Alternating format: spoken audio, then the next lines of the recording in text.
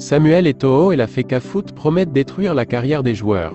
Sous la plume du secrétaire général par intérim de la FECAFOOT, l'instance qui gère le football au Cameroun, a pris note de l'absence des joueurs convoqués pour le stage d'avant-match Cameroun-Namibie.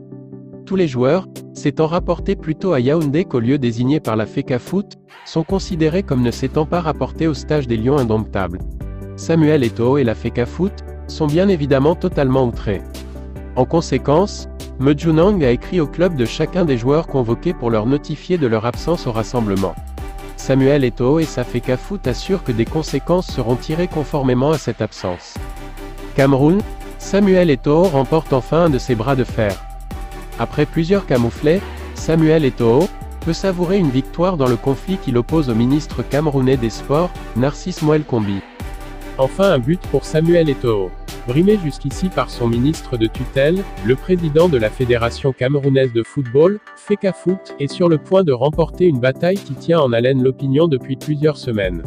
Celle de la domiciliation du match Cameroun-Namibie, 7 septembre, comptant pour la première journée des éliminatoires de la CAN 2025. Elle a pris du temps, mais sa victoire semble inéluctable.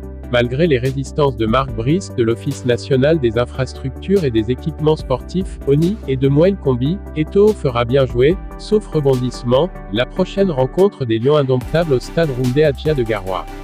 Départ pour Garoua vendredi. Ses adversaires voulaient rejouer au stade Amadou Ahidjo, à Yaoundé, où la première de Marc Brice sur le banc avait été couronnée d'un franc succès, victoire 4-1 contre le Cap-Vert.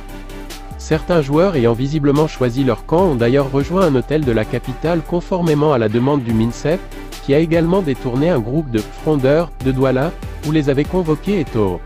Si la star a perdu la bataille de l'hôtel, elle ne perdra pas celle du stade.